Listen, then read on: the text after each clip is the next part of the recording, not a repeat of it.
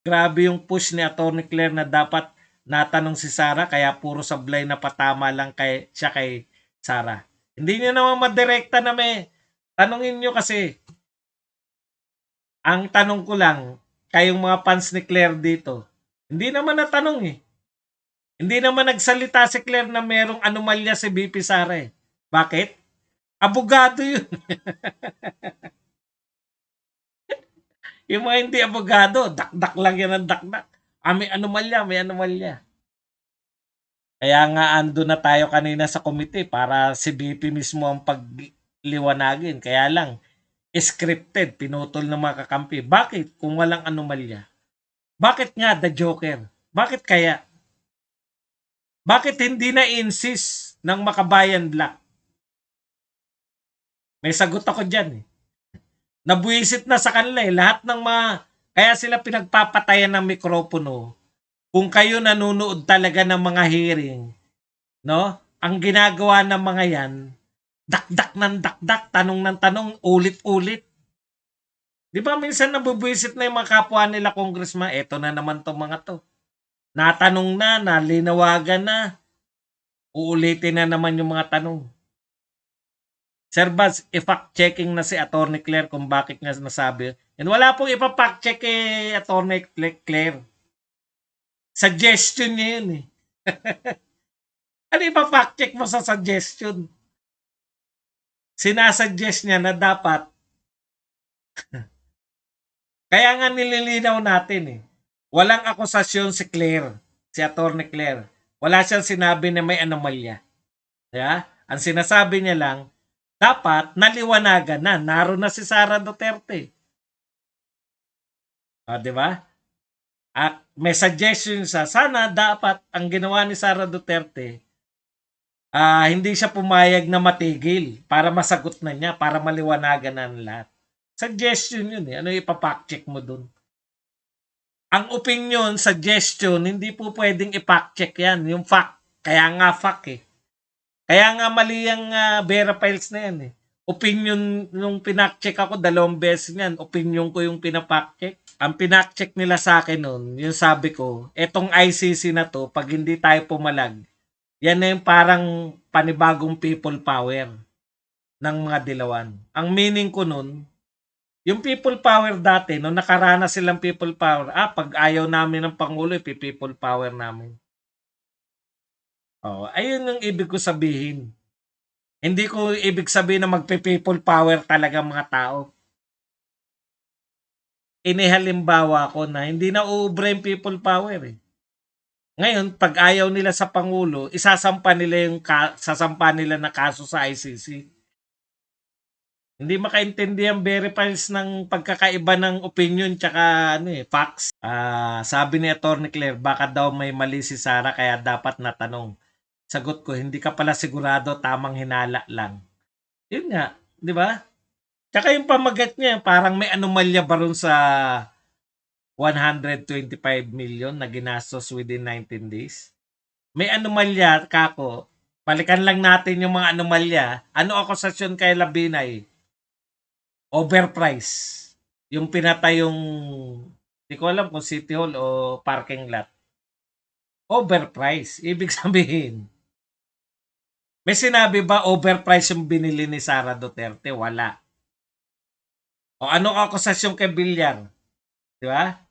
Yung lupain niya, kumuha ng highway papunta ron sa lupain niya. Natatandaan niya, may akusasyon. Di, alam niyo na kung para saan yun. Di ba? O yun yung purpose. May akusasyon dapat eh. Si Sara Duterte, gumastos ng 125 million. Ano yung akusasyon? 19 days yun, ginastos. 7 million yun sa isang buwan. Ano akusasyon? 7 million yun sa isang araw. Dinivide mo lang eh. Nag-divide ka lang eh. Hindi mo naman sinasagot. Ano yung akusasyon nyo? May overprice bang binili? Parmali, ano ang akusasyon? O isa lang ang pinapanalo, yung Parmali. Merong akusasyon. Overprice yung Parmali. Dito, anong akusasyon? Gumastos ng 125 million sa loob lang ng 19 days. Ano po akusasyon nyo? 7 million yun isang araw. Ano po akusasyon? Di ba malaki yun? Thank you very, very much kay Brian Oceanos. Boss, dun sa video ni Atty. Claire, pinaparatangan niya na alalahanin daw ni BP na lawyer siya at dating LGU official. Ba't daw may violation sa procurement process ng government dahil reimbursement ng OBP? Ayun, nasagot na po yan eh. Actually, hindi po yan yung binibintang nila Castro. Hindi po yan. Dahil nasagot na, alam ko nasagot na nila Sara Duterte yan eh. Ang sinabi lang dyan, mali yung reimbursement. Hindi na pinatutupad yan. Ay, sorry. Mali pa. Parang pagpapaalala lang yan eh. Hindi na natin pinatutupad yan, yung reimbursement. At saka tignan nyo po, alam nyo, akala nyo malaking pera yan. Ito, yan yung fast tracking of Office of the Vice President Satellite Office, di ba? Ayan, yan po yun eh. Okay, hindi po yan yung 125 million. Alam niyo po kung magkano yung pondong pinag-uusapan dito sa fast tracking na to? Teka, basahin lang natin. Ayan. Para magkaroon kayo na idea na hindi po yan. Ito po, 668,197 pesos. No, kung 10 po yung satellite office, 60,000 lang po per satellite office ang pinag-uusapan natin. 60,000 per satellite. Hindi ko po alam kung ilan eh. Yung satellite office. Pero yan po ay 600,000 lang. No, hindi po yan yung 125 million. Yun nga po yun eh. Di ba? Ganun po kagagaling yung mga attorney. Ang usapin po, yung kino-question nila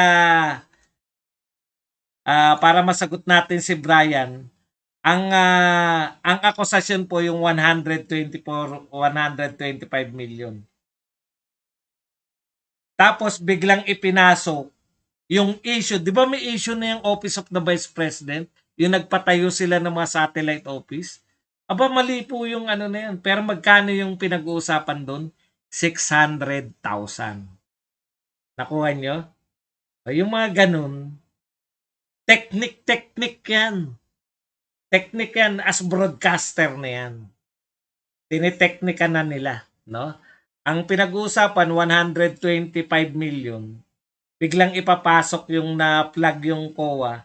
Kasi pag napa-plug ka ng ganun, disallowed. Halimbawa po, ako naging head ng office eh. Wala naman akong disallowance. Pag disallowed ka po, ibig sabihin, yung regional, yung kung sino man yung mga nag-abono nun, kunwari sinabi ng COA, mali ang reimbursement. Mali po yung 600,000 na yun. So, ibig sabihin, yung inabunuhan mo nila, ganito po kasi nangyari para lang mabuo natin yung kwento. Baka hindi nyo alam yung iba, hindi nila alam. Ang kwento po dyan, dahil sa kagustuhang maglingkod ni BP Sara Duterte, wala pa pong mga pondo. Hindi pa po nai-issuean. Gusto nang maglingkod ng mga tao ron. Pambili ng mga kopomban, mga printer. Ganun lang po kaliliit yun. Kasi 60,000 lang yun sa 10 eh. Kung 10 po yung Office of the Vice President, i-divide nyo 600,000, 60,000 lang yun. Parang abunuhan muna nila, i-reimburse na lang. Pag sinabi ng COA na mali ang reimbursement, hindi ka lang marireimburse sa 60,000 mong inabono. Ayun po yung reality check po. Kung ikukwenta nyo po per satellite office, tigsi 60,000 lang yan. Kawawa lang yung head kasi hindi siya marireimburse kung tutuluyan ng COA. Hindi mo pwedeng gawin yan, disallowed. Pag disallowed, wala pong kulong yan. Disallowed 60,000. Hindi mo lang mababawi. Iyak ka lang, hindi ko na mabawi yung pinambili ko ng printer. Mga yun lang po yun. Layo, di ba? Pero Sa tuloy-tuloy na kwentuhan, puta parang magkaugnay. Wala pong kaugnayan yun. Kaya nga magandang merong badong aratilis din para naliliwanagan din kayo. Yung sinasabing 125,000 million, iba po yung kinukwento naman ni Claire na nagkakahalaga lang na 600,000. Layo. Malayong malayo. The difference is 124 million and 400,000 pesos. Kahit mahina ako sa math, nakwenta ko. Kasi ang dali lang. 600 na. Okay. Tamang patayan lang ng mic ang Makabayan Black kasi isa sa pahirap sa pagpasa ng budget, wala namang backup na document sa accusation. Ang problema nga, Eric Abendaño, wala silang accusation eh. Di ba? Ang gusto mo sabihin, walang backup ng document, di ba? Ito nga walang accusation eh. Inaano lang nila eh. Tama si BP Sara eh. Ginagandahan lang nila yung wordings eh. Delivery lang ba? Ginastos yung 125 million within 19 days? Aba, 7 million isang araw? Hindi ah. Pag ikaw nakanganga ka lang, ha?